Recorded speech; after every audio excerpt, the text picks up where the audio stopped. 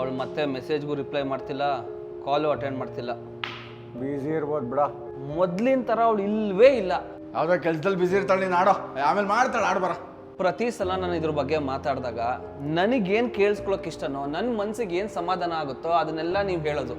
ಒಂದೇ ಒಂದ್ಸಲ ರಿಯಾಲಿಟಿ ಮಾತಾಡು ಮಗ. ನೀನು ಎಷ್ಟೇ ಹಾಡ್ಸಿದ್ರು ಪರವಾಗಿಲ್ಲ, ನನಗೆ ಇವತ್ತು ಸತ್ಯ ಹೇಳ್ಬಿಡು ಮಗ.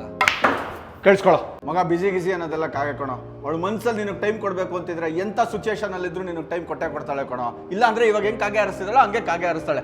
ಅವಳಿಗೆ ನಿನ್ನ ಮೇಲೆ ಲವ್ವು, ಇಂಟ್ರೆಸ್ಟು ಅದೆಲ್ಲ ಹೋಗ್ಬಿಟ್ಟಿದೆ ಕಣೋ.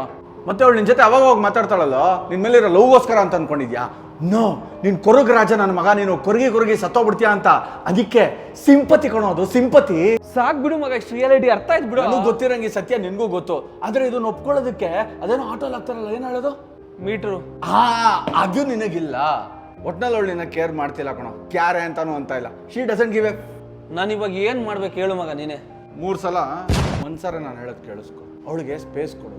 ಅವಳಾಗೊಳೆ ಬಂದು ನಿನ್ನ ಹತ್ರ ಮಾತಾಡಬೇಕು ಅಂತ ಅನ್ಸಿದಾಗ ಬಂದು ಮಾತಾಡ್ತಾಳೆ.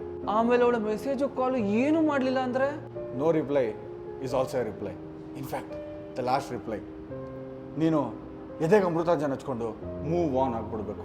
ಈಗ ನಾನು ಕೇರ್ ಮಾಡಲ್ಲ ಮಗ, ನನ್ನ ಬಗ್ಗೆ ಗೊತ್ತಲ್ಲ, ಕೇರೇ ಮಾಡಲ್ಲ. ಇದು ಲೂಗೋ ಬರ್ತೀನಿ. ಬೇಬಿ ವಾಯ್ಸ್ ನೋಟ್ ಕೇಳಿಸ್ಕೊಂಡಿದ ತಕ್ಷಣ ಕಾಲ್ ಮಾಡು ಆಯ್ತಾ?